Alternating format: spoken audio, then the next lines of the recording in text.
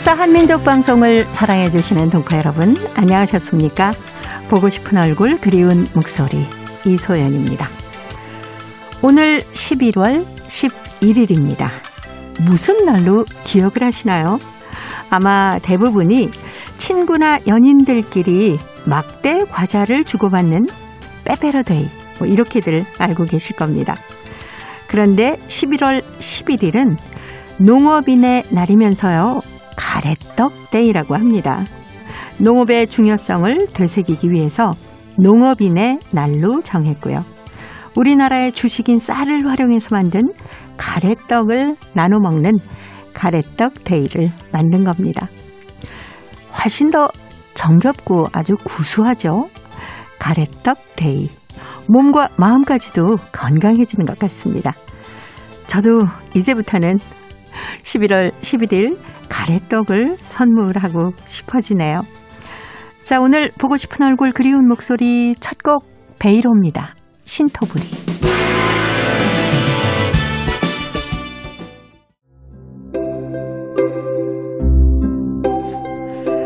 매주 목요일 이 시간은 월요일부터 수요일까지 행복우체통을 통해서 소개해드렸던 여러분의 소중한 사연 가운데 우수작을 뽑아서 상금이나 상품을 드리고요. 또 전문가의 평도 들을 수 있는 날입니다. 오늘도 소설가 김희정 선생님 나오셨습니다. 어서 오세요. 안녕하세요. 김희정입니다. 오늘 가래떡데이. 예. 그렇지 않아도 저도 이제 햅쌀 들여오고 막 그럴 때 아닙니까? 예. 그래서 묵은 쌀이 좀 있는데 뭘 할까 생각했는데 가래떡 뽑아야겠네요. 저도 그래야 되겠어요. 묵은 쌀로 밥을 하니까 맛이 없더라고요. 그렇죠. 예. 네. 가래떡이라는 게 참 간식으로 먹기도 좋고. 좋죠. 특히 겨울에 너무 좋지 않습니까? 난로 위에 구워 먹던 가래떡. 네. 중간중간에 살짝살짝 타기도 하고. 예. 살짝 타야 또 맛이 있잖아요. 그러니까요. 안은 쫄깃쫄깃하고. 예. 근데 흔히들 뭐 11월 11일 하면은 빼빼로데이 막 이렇게 얘기하지 않습니까? 과자 회사의 상술로 시작된 것이 이렇게 오래가네요. 네. 가래떡데이라고 알고 있고 또 오늘이 농업인의 날. 예. 벼가 왜 전부 일자로 자라지 않습니까? 예. 그래서 1111 이런 그런 의미로 예. 쑥쑥 잘 자라라. 농업인들 고맙습니다 하는 의미로 농업인의 날이라고 정했다고 하더라고요. 뜻깊은 날이네요. 네. 이런 날 꼭 가래떡을 먹어야 될 것 같아요. 그렇죠. 가래떡도 이렇게 세워놓으면 다 그럼요, 일자 아닙니까? 예전에는 그 쌀을 깨끗이 씻어가지고 어머니 따라서 머리에 이고 가서 가래떡 뽑던 생각나시죠? 많이 했어요.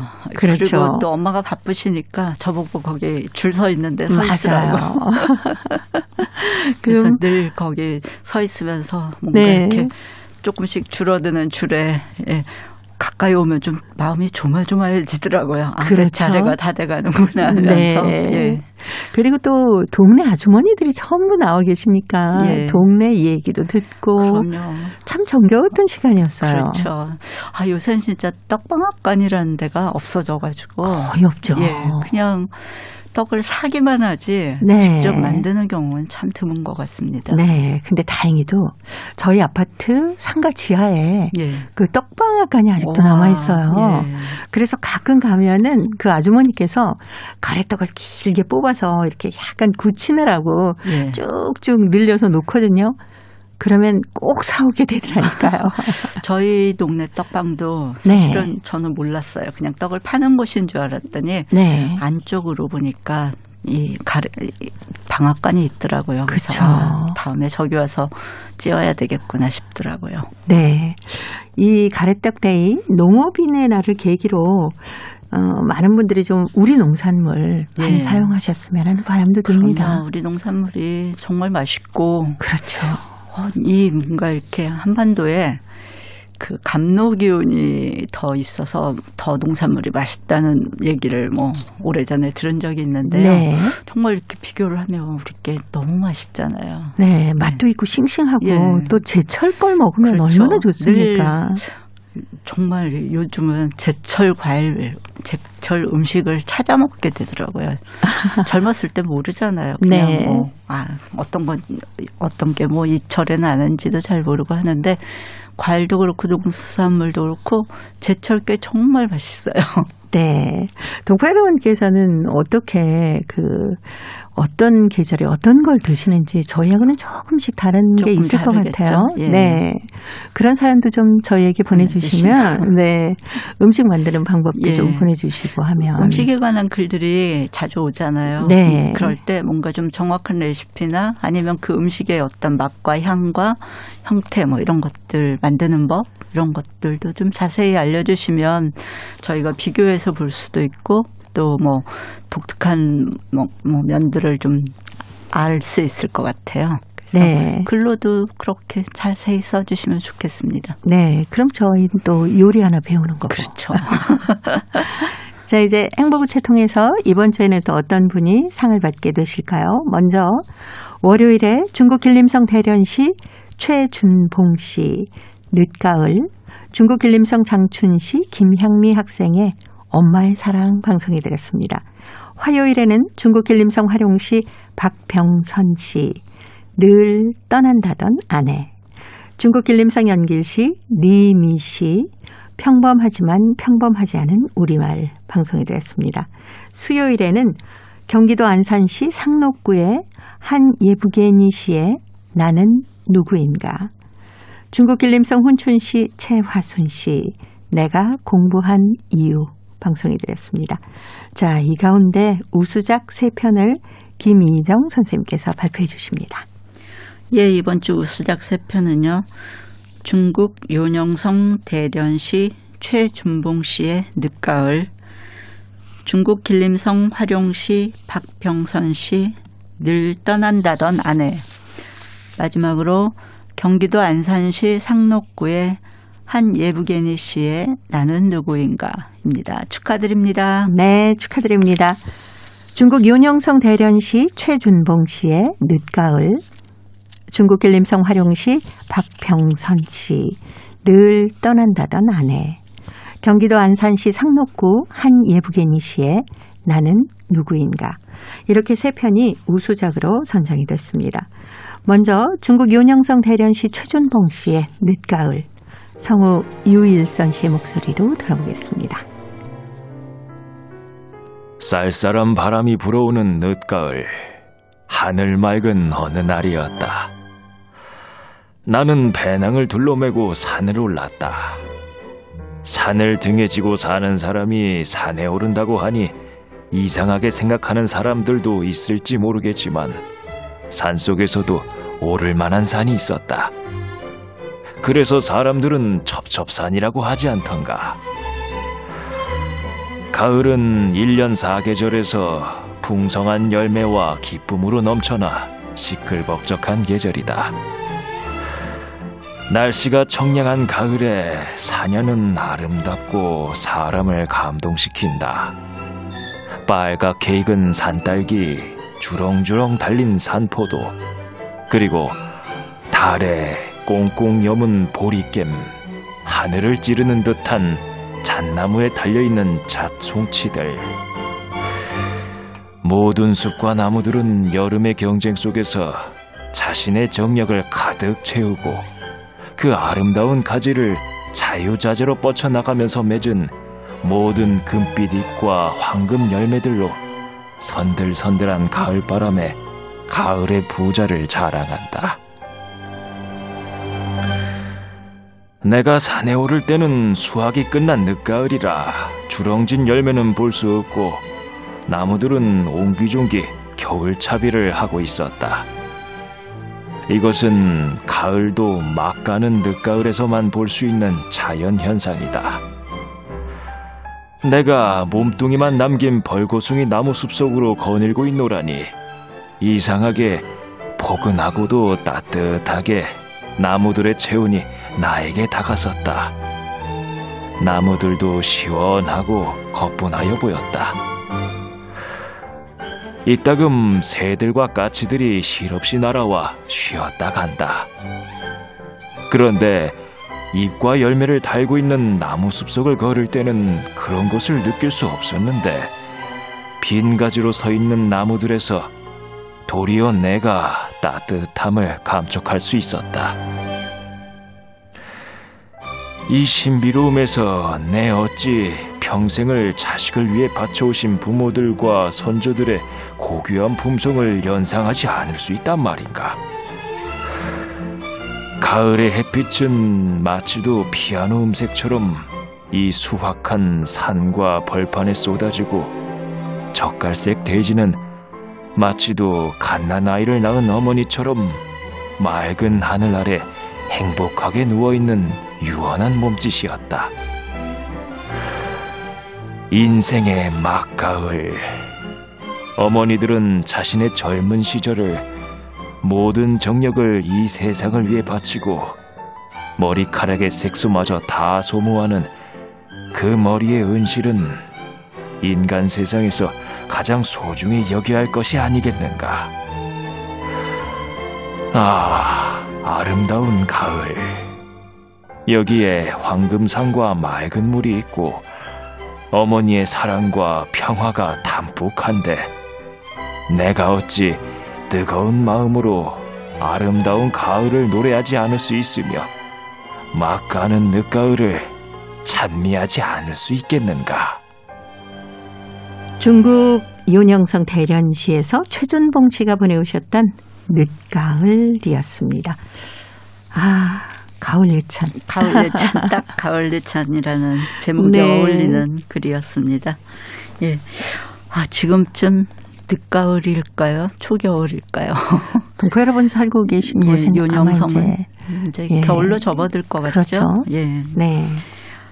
이 늦가을, 가을 예찬이라는 제목에 딱 맞는 글이었는데 그 늦가을 풍경을 젊은 날 온몸 바쳐서 자식을 키워낸 흰머리 어머님의 비유를 하셨죠. 네. 근데 잎과 열매는 다 떨어지고 벌거숭이로 서 있는 나무를 보며 저는 좋았던 부분이 포근하고도 따뜻하게 나무들의 체온이 나에게 다가왔다. 이 벌거숭이 나무에서 오히려 더 포근하고 따뜻하게 나무들의 체온을 직접 느낄 수 있다는 표현을 해 주셨는데 그 부분이 참 좋았습니다. 그리고 최준봉 선생님은 시를 쓰셨는지 비유법을 잘 쓰시고 또 그 이미지 같은 거를 많이 묘사를 하셨어요. 특히 가을의 햇빛은 마치도 피아노 음색처럼 이 수확한 산과 벌판에 쏟아진다고 하셨는데 가을 햇빛을 피아노 소리에 비유를 하셨는데 이거는 햇빛은 사실은 시각적 이미지잖아요. 그렇죠. 근데 피아노 음색 이런 건 청각 이미지잖아요. 그래서 이 시각과 청각을 같이 해서 이런 걸 공감각적이라고 하는데 이 두 가지의 다른 감각을 같이 병치를 해가지고 뭔가 시적 울림 이런 것들을 깨하셨어요. 그래서 시를 쓰셨나 그런 생각을 좀 많이 했습니다. 글은 이제 굉장히 늦가을 풍경을 특히 뭐 산속에 열매 달고 있는 그런 빈가지로 서 있는 열매도 떨어진 빈가지들을 묘사를 많이 하셨는데요. 굉장히 서사는 없죠. 이 글 속에 이미지와 묘사와 풍경 이런 것들에 대한 묘사인데 서사가 없는 게 저는 조금 아쉬웠어요. 조금 아쉽기도 하네요. 서사라는 건 이야기잖아요. 그래서 특히 산을 등에 지고 사신다고 했는데 산 가까이 사시나 봐요. 그러면 산과 얽힌 특히 늦가을의 이 풍경 말고도 이야기가 많을 것 같아요. 그래서 그것도 같이 써주셨으면 더 좋지 않았을까 하는 아쉬움이 살짝 드는데 특히 또 한 가지 아쉬움은 아름다운 가을 이런 영탄조의 문장이 있잖아요. 이거는 요즘은 잘 안 쓰는 기법이거든요. 그래서 직접적으로 너무 감탄을 하는 것보다는 독자로 하여금 뭔가 더 글을 읽으면서 독자 스스로가 감탄을 할 수 있게 뭔가 좀 더 자세하게 그 아름다움의 어떤 모습 이런 것들을 더 묘사를 해 주셨으면 좋았겠는데 근데 이 아름다운 가을의 내용은 사실 바로 뒤에 나와요. 황금산과 맑은 물이 있고 어머니의 사랑과 평화가 담뿍한데 내 어찌 뜨거운 마음으로 아름다운 가을을 노래하지 않을 수 있으며 막가는 늦가을을 찬미하지 않을 수 있겠는가 하셨는데 네.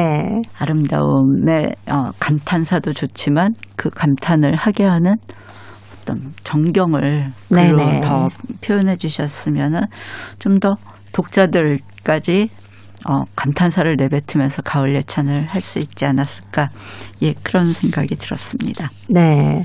아마 산에서 뭔가 그 나무들과 만나면서도 여러 가지 일들도 있었지 않겠습니까? 예, 산도 등에 지고 산다고 하셨으니까. 따로 뭘 이렇게 잣따러 가시거나 굉장히 그렇죠. 많은 일들이 있을 것 같은데 그쪽의 산에는 무슨 나무가 자라는지 그렇죠. 그런 것도 사실 굉장히 궁금하거든요. 저희하고 산의 어떤 모습이 좀 다를 것 같더라고요.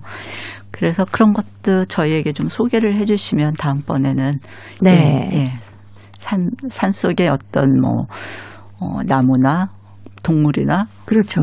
새들도 있고 다람쥐를 만날 수도 있고 열매도 조금 다를 것 같아요. 그래서 그런 것들을 조금 더 재미있게 써주시면 더 흥미로운 글이 될 것 같습니다. 네, 사실 우리나라에서 자라는 수종하고 그 중국 지역에서 자라는 수종은 좀 다르지 않을까 싶기도 해요.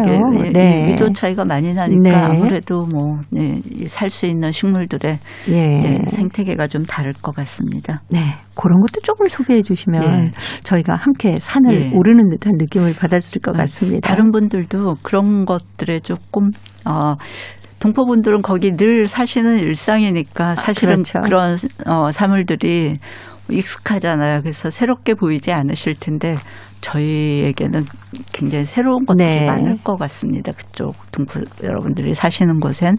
그래서 그런 것들을 써주시면 조금 더 훨씬 소재적인 측면에서 흥미를 더 유발시킬 수 있겠죠. 네.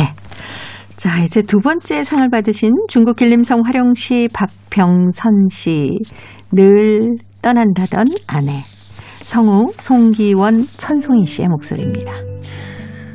30년 전 서발 막대기 휘둘러도 거칠 것 없는 나에게로 시집온 아내는 고생이 막심했다. 내가 근근히 밥벌이나 하다 보니 아내의 월급으로 달마다 집세를 내야 하고 결혼 때 내가 진 빚도 갚아야 했고 시어머니의 약비와 친정어머니의 생활도 보탬해야 했으니 정말 일전도 쪼개 쓰는 신세였다. 아내는 가난에 신물이 났던지 1년 후부터 못 살겠다는 말을 종종 하곤 했다. 결혼 때 아내에게 아무런 금은 장식품도 사주지 못한 나다. 가슴속엔 아내에 대한 미안함이 항상 체한 음식처럼 내려가지 않고 있었다. 결혼 5년 차의 어느 날 나는 아내 몰래 모은 비자금 원고료를 내놓으며 신신당부했다. 이제라도 이 돈으로 꼭 당신 마음에 드는 금목걸이를 사오. 결혼 선물이라고 생각하고 말이요. 이튿날 귀가한 나를 보고 아내는 만면의 웃음꽃을 피우며 말했다. 이건 당신의 외투예요. 올해 유행하는 거예요. 이건 딸의 보온내이고 금목걸이는 마음에 드는 것이 없더라고요. 천천히 살게요. 여기에 남은 돈은 명년에 딸애가 유치원에 다니면 써야겠어요. 딸애가 입학하자 아내는 한 푼이라도 더 벌려고 남들이 그토록 부러워하는 철밥통인 줄라번직을 서슴없이 버렸다. 아내는 가냘픈 몸으로 남성들도 힘들어하는 집성제 공장에서 널판 자를 나르는 일을 했다.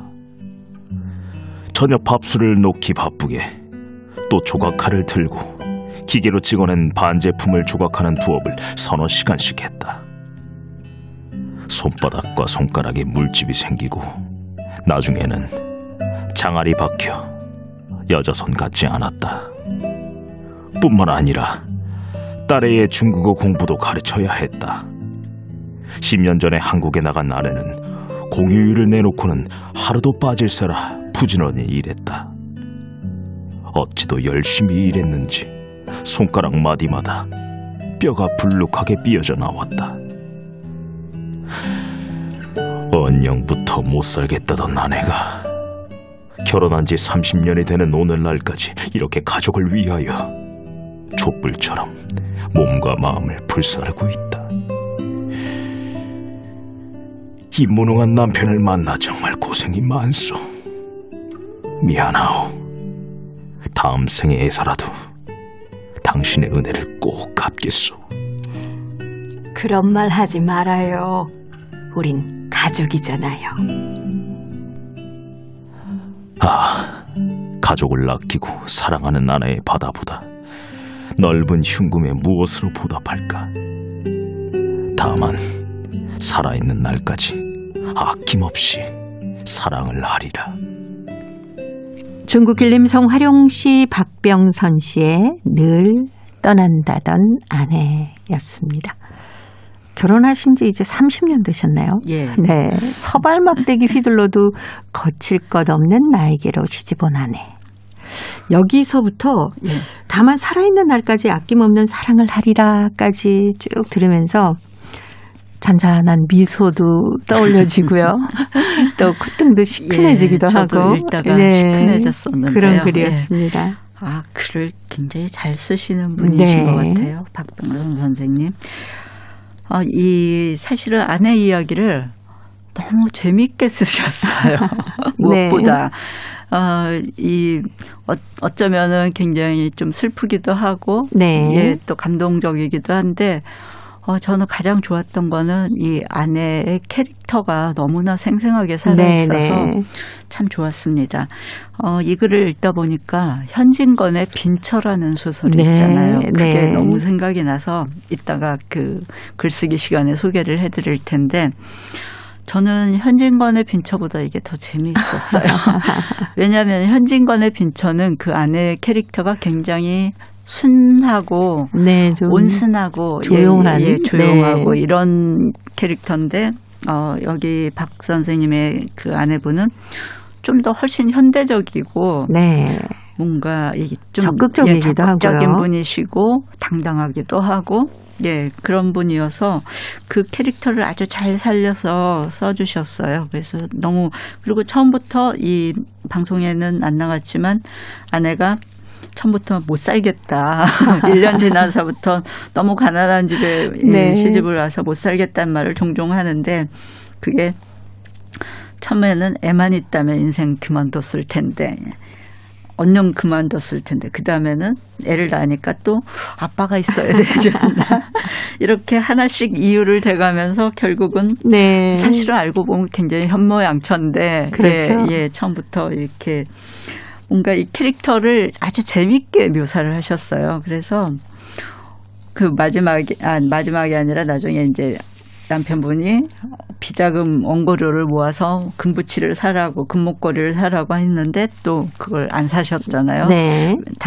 남편의 외투와 아이의 유치원비에 쓰겠다고 하는데 그 앞에 캐릭터들이 이거 지금 그 금부치를 안 사고 외투를 사온 아내의 캐릭터와 너무나 이렇게 다채롭게 어울려가지고 글이 훨씬 더 그 아내의 감동도 훨씬 더 배가 됐고 아내가 또 생생하게 살아난 것 같습니다. 그래서 처음에는 아내의 이미지가 굉장히 1년 지나니까 못 살겠다고 하니까 굉장히 좀 당돌한 분인가 뭐 이런 생각을 하면서 읽게 되는데 정말 감동적인 그 장면들이 나와가지고 그거는 박병선 선생님이 재밌게 쓰신 덕분인 것 같아요. 훨씬 더 그게 감동적으로 전해졌는데 점점 고조되죠, 이야기가. 그래서 서사의 전개가 아주 흥미진진하고 약간 짧은 글이지만 저는 장편 소설이라고 보통 손바닥 장자 써서 짧은 소설을 장편 소설이라고 하는데 옆편 소설 이렇게도 말하는데 이거는 충분히 뭔가 여편 소설의 내용을 갖고 있지 않나 예, 네. 그런 생각이 들었습니다. 아주 재미있는 감동과 재미를 둘 다 잡은 글이 아닌가 싶었습니다. 네. 결혼한 지 이제 30년이라고 하셨는데 예. 30년의 세월을 어쩜 이렇게 재밌고 예. 간략하게 그 시간마다 표현을 그렇죠. 해주셨는지. 예, 네. 30년이 아주 이 짧은 글 속에 아주 생생하게 역동적으로 네. 잘 들어있죠. 네. 박병선 씨. 자, 오늘 혹시 방송 같이 듣고 계신가 모르겠네요. 아마 그러시겠죠. 지금은 두 분 다 중국에 계시니까요. 예, 계시는 것 같죠. 네. 김범용의 노래입니다. 아내.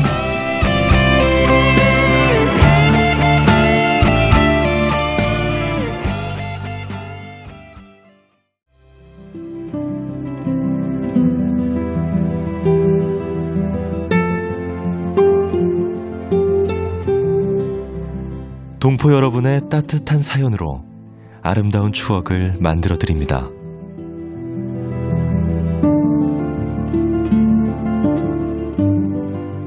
보내실 곳은 대한민국 서울특별시 영등포구 여의공원로 13 KBS 한민족방송 보고 싶은 얼굴 그리운 목소리 담당자 앞이고요.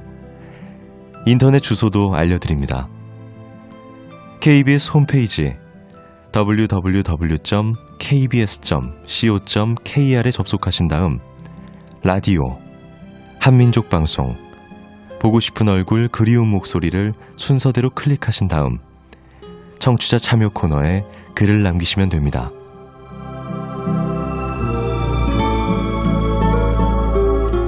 정다운 이야기와 아름다운 음악이 있는 보고 싶은 얼굴 그리운 목소리, 동포 여러분과 늘 함께하겠습니다. 목요일의 행복우체통 소설가 김희정 선생님과 함께하고 있습니다. 오늘 세 번째 상을 받으신 이분은 또 고려인이십니다. 예. 경기도 안산시 상록구의 한예부개니 씨. 나는 누구인가. 성우 한희정 씨의 목소리입니다. 나는 재외동포 3세 한예부개니입니다. 18년 동안 우즈베키스탄에 살면서 코레예츠라는 말을 자주 들었습니다. 코레예츠는 한국말로 한국인이라는 뜻입니다. 그럴 때마다 항상 왜 한국인인 내가 우즈베키스탄에 살고 있는지 궁금했습니다. 부모님은 한국어를 할 줄 알았지만 저와 대화할 때는 한국어가 아닌 러시아어로만 대화를 하셨습니다. 어렸을 때는 몰랐지만 클수록 한국어를 하나도 모르는 내가 왜 한국인일까? 라는 생각을 하게 되었습니다. 그럴 때마다 아버지는 저에게 한국어를 배우라고 하시며 우리는 한국인이라고 말씀하셨습니다. 이후 아버지의 지속된 설득에 나는 한국어를 배우기 시작했고 한국어 공부를 위해 2007년에 옛동포 자녀들의 모국 방문 프로그램으로 한국을 방문했습니다. 한국 방문 후에 나는 왜 우즈베키스탄에서 살고 있는지 그리고 우리의 진정한 조국은 한국이라는 것을 알게 되었습니다. 대한민국 경기도 안산시 상록구의 한예부개니 씨. 나는 누구인가를 다시 들었습니다. 요즘에는 고려인 동포 여러분들이 이렇게 사연을 보내주고 계셔서 너무 반갑더라고요. 저희들 너무 반가워서요. 그렇게 기다렸는데 이제 네. 드디어 조금씩 보내주시기 시작하는 것 같죠. 네, 사실 언어도 서투르신데 예. 글을 쓴다는 일은 정말 더 어려운 일 아니겠습니까? 우리가 영어로 편지를 써서 보낸다고 생각해 보세요. 거의 비슷한 상황일 것 같습니다. 네, 그래서 주변에 계신 분들이 이렇게 구술을 하면은 그걸 이렇게 받아 써서 이렇게 같이 노력을 해서 보내주시는 글들이 많다고 그래요. 그러니 얼마나 또 그렇죠. 주변 분들께도 감사한지 모르겠습니다. 그거 진짜 꼭 하시고 싶은 이야기가 있으신 분들은 그걸 해보세요. 진짜 구술하시면은 구술이나 사실은 글이나 똑같잖아요. 네. 그걸 구술해서 기록으로 남겨주시면 참 좋을 것 같습니다. 네. 한예부개니 씨는 이름이 너무 일단 익숙했죠. 네. 네, 너무 반가웠습니다. 그 한민족 체험수기에서 이름이 독특하니까 제가 기억을 하고 있었는데 네. 편지를 보내셨구나 하고 너무 반가웠는데 아주 짧은 글이지만 이야기를 많이 품고 있는 글이었어요. 네.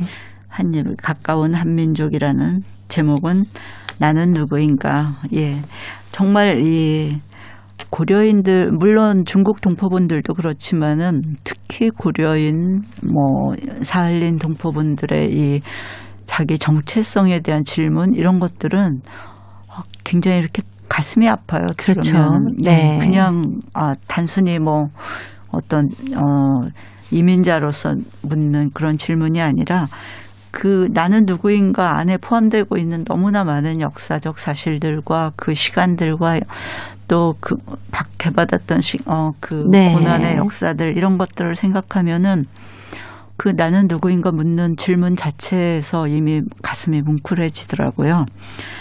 이 글도 아주 짧은 글이지만은 왜 나는 한국이 아니고 우즈베키스탄에 사는지, 네. 왜 나는 한국인이면서 한국말을 하나도 못하는지, 네네. 정말 이 자기 정체성에 대한 절실한 의문에서 글이 시작되죠. 그래서 코레이츠라는 이 한국인이라는 뜻인데 거기에서 아무리 나는 한국인이어도 다른 사람들과 차별성이 있잖아요. 그렇죠.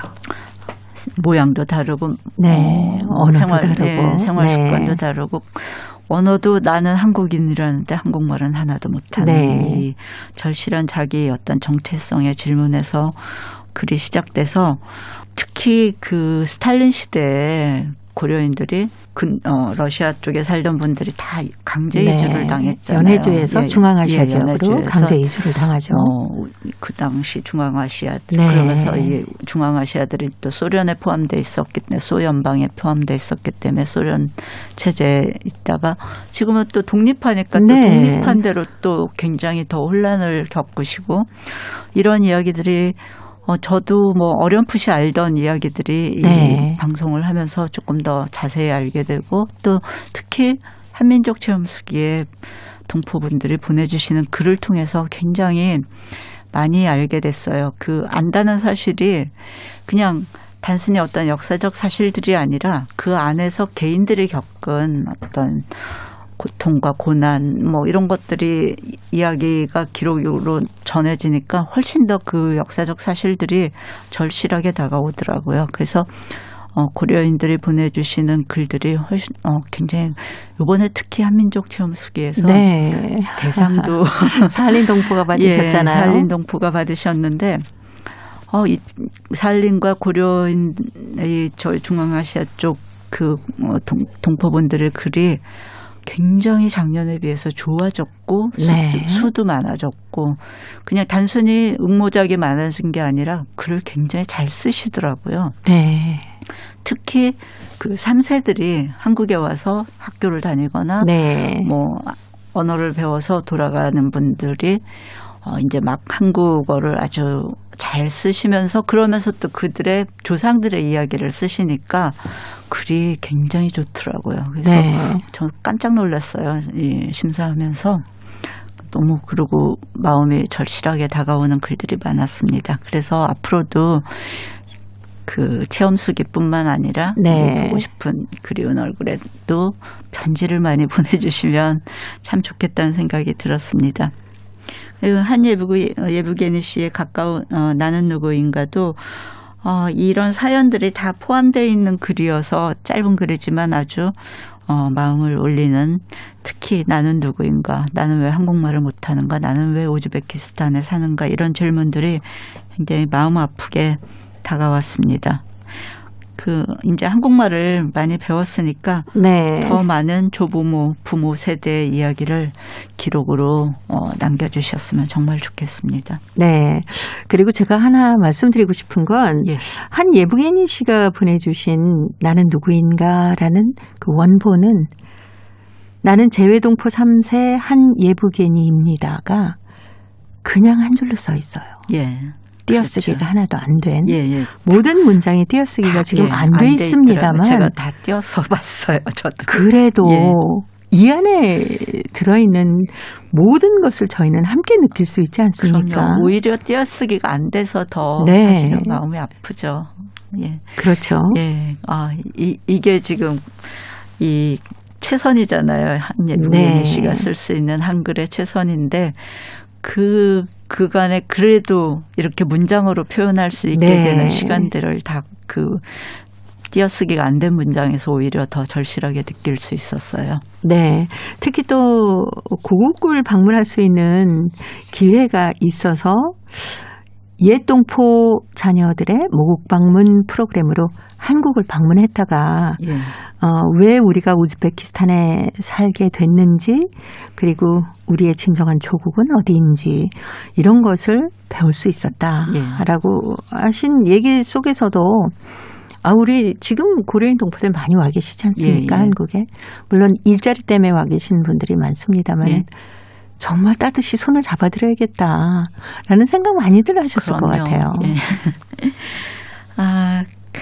이거를 그러니까 알고는 있지만 못 네. 느낀 거잖아요. 한국이 나의 조국이라는 거를. 그렇죠. 나는 한국이라는 걸 어려서부터 알긴 했겠죠. 그렇지만은 한글도 모르고 내가 왜 거기 살고 있는지도 몰랐는데 와서 공부도 하고 또 한국 사람들을 만나서 여기가 나의 조국이라는 거를 뭔가 이렇게 그 시간들을 통해서 자기가 체험을 하게 되는 거잖아요. 그래서 그 시간들의 끝에는 나는 한국인이구나. 예, 그리고 진정한 조국은 한국이라는 이런 깨달음을 얻고 돌아가시는 것 같아요. 이런 프로그램들이 굉장히 중요하다는 생각을 다시 한번 하게 됐습니다. 네. 한 예부개니 씨, 방송을 좀 많이 들으시면은 우리말 공부하는 데도 도움이 될 것 같아요. 네. 김진호의 노래 준비했습니다. 사람들. 우린 친구라는 이름의 결실, 연인이란 이름의 결실, 가족이란 이름의 결실, 돌아보면 기적 같았지.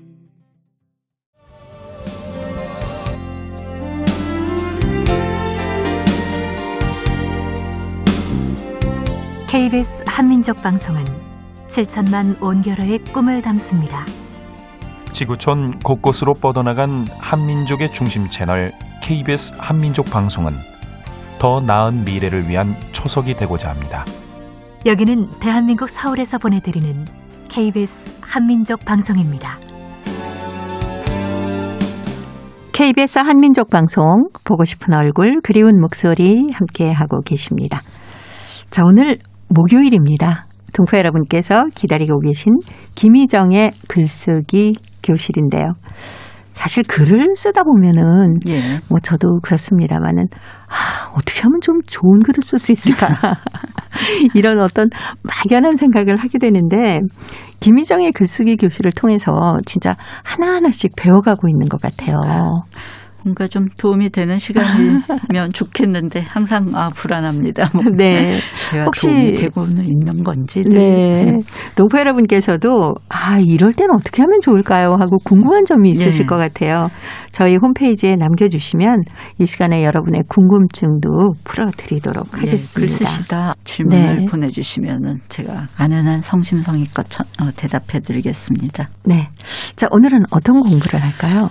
오늘은 아까 제가 현진건의 빈처와 같다고 말씀드린 것 때문에 제가 빈처를 좀 소개해 드리려고. 네. 빈처라는 거는 가난한 아내인 거죠.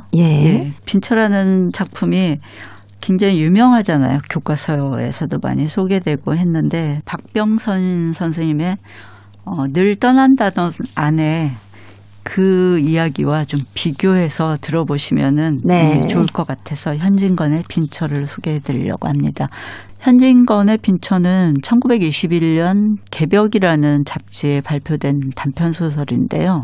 현진건은 한국 사실주의 단편소설의 어떤 초석을 다진 그런 작가로 많이 알려져 있는데 민족의식을 뭔가 좀 낭만적으로 그렸어요. 사실은 현진건 작가 자신이라고 보이는 어떤 인물과 그 아내의 어떤 한 장면인데 한번 읽어드리겠습니다. 네. 아내가 옷장을 열고는 모본단 저고리를 찾다가 눈에 띄지 않는지 그것이 어찌 없을까 하고 망연자실한다. 나는 책상머리에 앉아 책장을 뒤적이며 그 말뜻을 되새겨본다. 이태 동안 돈 한 푼도 벌지 못했기에 가구 짓기며 옷들은 전당포나 고물상에 맡겨 끼니를 끓여왔다. 변변한 옷가지로 하나 남은 모본단 저고리도 아침거리를 장만하기 위해 찾았을 게 분명했다. 하지만 그건 이미 전당포에 잡혔던 걸 아내는 잊고 있었던 것이다. 나의 생계가 이 지경이 되었으므로 집안 대소가와 발을 끊고 살아왔다. 문학가가 되어보겠다고 책상 앞에 붙어 사는 꼴을 친척들이 아니꼽게 생각했던 까닭이다. 그런 참에 친척이 되는 나와 동년배의 티가 찾아왔다. 그 많은 성격이 활달한 데다 공손한 몸가짐으로 매사에 성실한 위인이어서 나의 집과 자주 교류한다. 나와 그를 두고 친척들은 곧잘 비교해서 말했다. 티는 돈을 알고 위인이 진실해서 돈푼이나 모을 것이야. 그러나 K, 나죠. 나는 아무짝에도 몹쓸 놈이야. 그 잘난 언문 섞어서 뭐라고 끼적거려 놓고 제 주제에 무슨 조선의 유명한 문학가가 된다니. 그러면서 욕을 합니다. 그는 자기 처의 양산을 하나 샀다고 구경을 시킨다. 아내는 선망하는 빛이 역력했다. 그가 돌아간 뒤 아내가 당신도 살도리를 좀 하세요. 라고 어렵게 입을 떼자 나는 역정을 낸다. 그렇지만 내심으론 아내가 참을 만큼 참다가 저런 말을 하려니 싶었다. 나는 16살 때 2살 위 아내와 결혼했다. 그 뒤 지식을 구한답시고 중국 땅과 일본으로 전전하다 거들충이가 되어 집으로 돌아왔더랬다. 처가떡으로 집채는 장만했지만 돈이 안 되는 창작에 매달리느라 아내가 친정에서 군소리를 하며 겨우겨우 생계를 이어왔던 것이다. 나는 그녀의 인내와 다소곳함을 모르는 바 아니어서 측은히 여긴다. 여기에서 나의 아내는 굉장히 인내심 많고 다소곳하다는 측면에서 박병선 선생님의 아내와 굉장히 다른 캐릭터여서 대비가 되죠. 그게 재밌었습니다. 이튿날 안국동의 처가에서 장인의 생신날을 알리며 오라는 정갈이 왔다. 아내는 당목옷을 입고 허술한 청록 당해를 신은 차림으로 내 뒤를 따라 나섰다. 처가 대문의 문턱은 높다. 중문을 지나니 처형이 반갑게 인사한다. 인천에 사는데 남편은 돈을 잘 버는 걸로 알려져 있다. 부티가 철철 흐르는 차림새지만 분바른 눈 위에 퍼런 멍자국이 나 있는 걸로 보아 남편이 또 주먹질을 하며 어지간히 속개나 썩히는 모양이다. 그리고 결국 그 처가에서 가족들의 어떤 걱정을 사며 다시 돌아오는데 술을 굉장히 많이 마시고 돌아오거든요, 나가. 네. 그러니까 장모가 걱정해서 인력거를 불러서 귀가를 시켜주는데 그 돈을 보면서 나는 그 돈으로 책이나 한 권 샀으면 하는 생각을 가지면서 돌아오죠. 돌아와 잠에서 깨어보니 아내는 맛있는 반찬을 차려놓고 기다리고 있었다. 고기며 생선 따위를 친정에서 챙겨왔던가 보았다. 내가 밥상을 물리자 그제야 아내는 숟갈을 든다. 이틀 뒤 저녁 무렵에 처형이 찾아왔다. 남편한테 돈 100원을 우려내어 옷감과 신을 사던 참에 아우가 청록 당해를 신었던 초라한 꼴이 생각나 한 켤레 더 사왔다는 것이다. 아내는 신문지에 쌓인 그 신발을 얼른 끌러보지 못한다. 나의 신기를 염려한 탓이다. 처형이 돌아간 뒤에 신을 신어보고는 여간 기뻐하지 않는다. 헬스칸 뺨에 꽃물기가 감돈다. 나는 그 모양이 너무나 애처로워서 평생 처음으로 듣기 좋은 말을 했다. 이렇게 끝나는 소설인데요. 굉장히 비슷하죠. 그 예나 지금이나 작가들의 삶은 늘 공공했던 것 같습니다. 네, 맞아요. 무명 작가 지망생인 나, 그러니까 K를 이해해주고 많이 도와주던 아내의 모습을 지금 얘기를 해 주셨습니다. 정말 그 빈처하고 아까 박병선 씨의 늘 떠난다던 아내. 기본적인 건 남편 사랑 아닐까 싶기도 합니다. 자, 이제 퀴즈 한마당에 당첨자 발표해드리겠습니다. 지난주 퀴즈가요. 요즘 이것이 제철입니다. 물렁하게 잘 익은 감을 말하는데요. 자연적으로 이것이 되기도 하지만 떫은 감을 따다가 이것으로 만들기도 합니다. 그리고 감나무에 까치밥으로 이것을 남겨놓기도 하는데 이것은 무엇일까요? 하는 문제였습니다. 예, 1번 홍시입니다. 네, 1번 홍시입니다. 어떤 분이 뽑히셨나요? 예, 이번 주 퀴즈 당첨자는요. 중국에서 손글씨로 정답을 적고 우표까지 붙여서 늘 우편으로 정답을 보내주시는 분이신데요. 네. 중국 윤영성 심양시 장준식 씨입니다. 네. 축하드립니다. 중국 윤영성 심양시 장준식 씨입니다. 축하드립니다. 이번 주에 행복우체통에서는 중국 윤영성 대련시 최준봉 씨, 중국 길림성 화룡시 박병선 씨, 대한민국 경기도 안산시 상록구 한예북인 씨, 또 퀴즈 한마당에서는 중국 윤영성 심양시 장준식 씨입니다. 이 네 분께는 소정의 상금이나 상품을 보내드리도록 하겠습니다. 아, 그리고 저희 보고 싶은 얼굴 그리운 목소리 이렇게 퀴즈 한마당에 정답을 보내실 때 예. 전화번호나 주소가 없는 분이 있어요. 급한 마음에 그냥 정답만 적어주시는데 전화번호나 주소, 성함 정확하게 적어서 보내주셔야 정답자로 뽑히셔도 저희가 상금을 보내드릴 수 있습니다. 네. 네. 자, 오늘 홍시 얘기하고 나니까 이 노래 또 빼놓을 수 없네요. 예. 나훈아가 불러주는 홍시 들으면서 김희정 선생님과는 또 다음 주에 뵙겠습니다. 네, 고맙습니다. 안녕히 계세요.